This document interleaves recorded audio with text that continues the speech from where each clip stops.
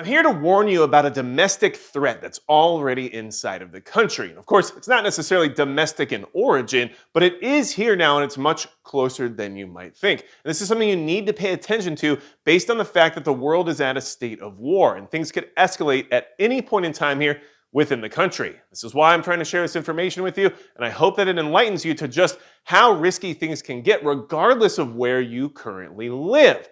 Now, I do want to mention Midway USA is the biggest supporter of the channel, and of course, thanks to them, I can get information out like this to you while also getting better prepared when it comes to equipment related to survival. So big thanks to Midway USA. Now, on February 10th, a special report came out from NBC News that revealed that Mexican drug cartels have been targeting Indian reservations in Montana specifically to set up shop. And this is where they're setting up distribution hubs and they're getting people recruited into their ranks, and all kinds of stuff is happening right now in Montana. This is just from this year, right? And of course, this has been going on for decades now, but it's starting to culminate to a breaking point. Things are getting very difficult in those areas, and they've infiltrated these reservations using certain tactics. And now, before I tell you these tactics, I just want to mention that, of course, the Mexican drug cartels are working directly with the Chinese, and of course, with this new situation evolving around the world in the sense of global warfare, you should be thinking of this in more than just the face value version of it being criminal, okay?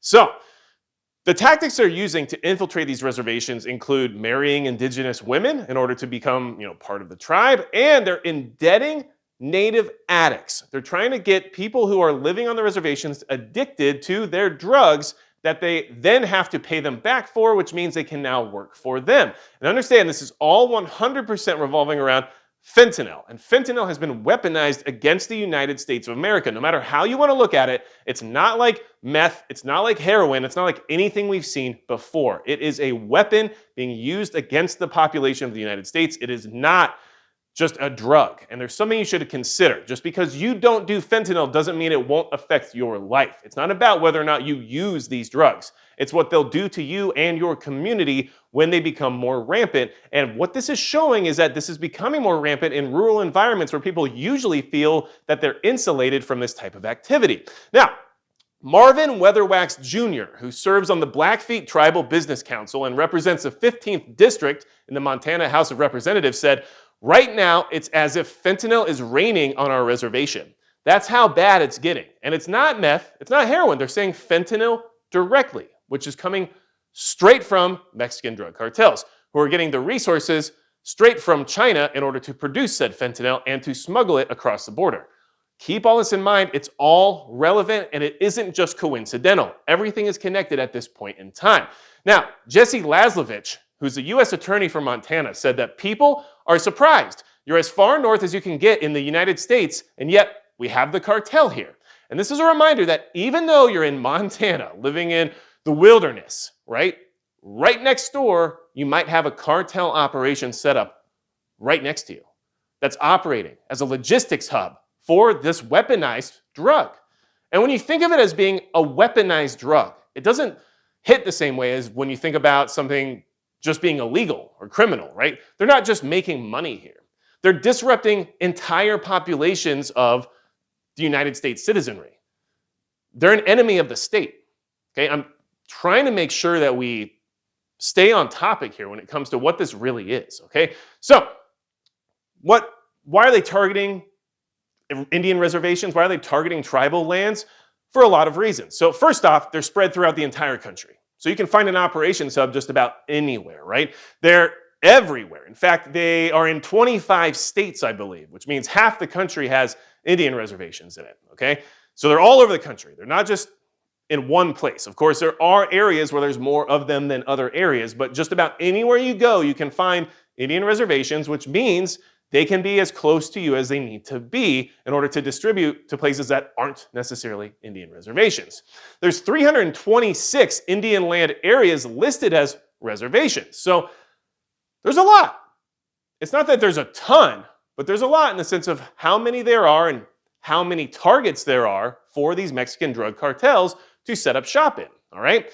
Why are they setting up shop there? Because they're only subject to tribal and federal law on Indian reservations, which means There's no county or state law enforcement protocols or anything like that necessarily. Everything's related to tribal law enforcement or federal law enforcement. And of course, you can't commit crimes in the sense of breaking criminal law based on what state law is within an Indian reservation, but it's considered to be federal jurisdiction at that point, and you would be breaking federal law then, not state law or county law, right? So a big problem is that most of these reservations, tribal law enforcement centers are underfunded and don't have enough people.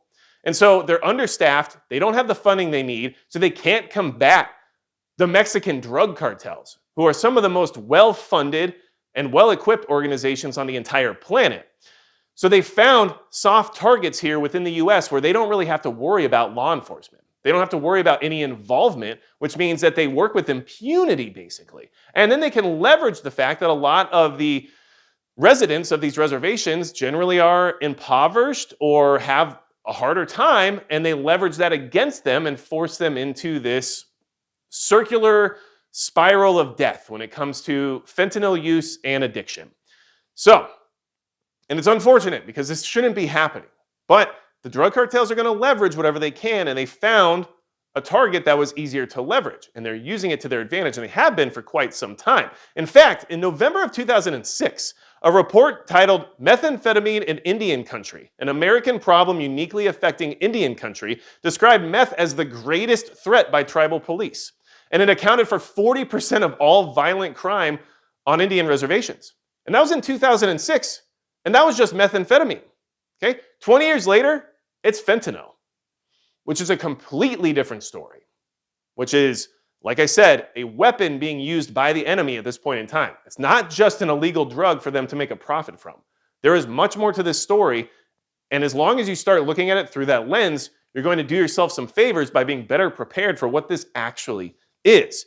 Now, I do want to say that Genesis Gold Group is a big supporter of this channel. And of course, if you want to stabilize some of your wealth with precious metals assets, make sure you check them out at magicpreppergold.com because they can help you do that. They can ship large quantities of gold or silver right to your front door, or help you roll a retirement account over into a gold-backed IRA, or whatever you want to do. So check out magicpreppergold.com because they help me get information like this out. They're specifically patriotic, and they do not work with China solely for reasons like this, because this, at the very end of the day, is funded by the Chinese, and this is something that should very much concern you based on the fact that the world is on a trajectory of war, okay?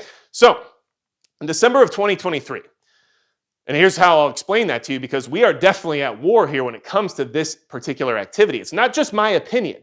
It's the opinion of some very powerful people, and you should be paying attention to this exact verbiage that's being used. In December of 2023, USA Today put out a report regarding Native American communities telling GOP candidates that they needed more action than just empty promises, because this is how bad it is for their community. The Native Americans here in the United States are suffering because of the actions of our enemies, and they are using the fact that they have their own sovereignty against them and us at the same time. And so I'm not sure how we can resolve this problem, but they're asking for help. That's how bad this is getting, okay?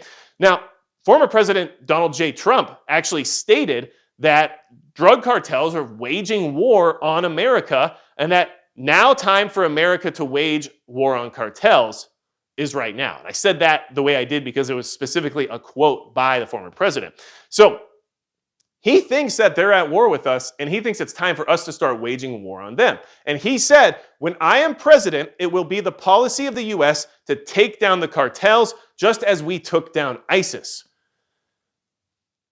I don't know how else to spell it out for you. But the other thing about this is that this is not just Donald Trump. This is also sentiment shared by Ron DeSantis, Vivek Ramaswamy, Nikki Haley. It seems like the entire GOP understands the fact that we are at war with these drug cartels, which means de facto we're at war with China. Because if China's funding the drug cartels and the drug cartels are at war with the United States, well, it's pretty much the same as the United States funding Ukraine and Russia being at war with Ukraine. You have to understand that all of these things are connected, and proxy wars are just that. And what the cartels are engaged in right now is a proxy war. I know it doesn't seem that way at face value, and I know I might just seem like a crazy person, but I honestly am telling you this because it's that important, okay? Now, one of their solutions for what they want to do when it comes to this assault of fentanyl that's being dumped on our country on a daily basis is to halt China trade. No more trade with China until all fentanyl exports are halted. That's war, by the way. You can't just stop trade with the country you owe tons and tons of debt to. So this is war, okay? And if you look at a DEA report from January of 2020 called Fentanyl Flow to the United States, I mean, it's a good report. It's from 2019, really, where all the information comes from, but it was released in January of 2020. There's a map that might as well be a war map because it shows how all the fentanyl is coming from China and a little bit from India, which, I don't know, may or may not be a BRICS nation, but anyway, they're working on it, don't worry. All that is sent to us via China to Mexico and then to the United States. It looks like a map that you would see in war, okay? Because it is a war. The war on drugs isn't what we're dealing with anymore. Low-level drugs that used to be considered hard drugs are nothing compared to fentanyl. Fentanyl is a weaponized drug being used against the American people every single day, and it's doing its job extremely well. And I mean, when reports like this come out, and like I said, it came out February 10th, like this is relatively new information being put out there. You have to understand that it doesn't matter where you live. I live in North Dakota, one of the least populated states, right? We have lots of space and hardly any people. But you know what I do have? Some relatively large Indian reservations, which means that there are cartels operating here and setting up shop in those reservations as we speak. Which means that when that time comes for them to do whatever it is they're going to do, I'm at risk.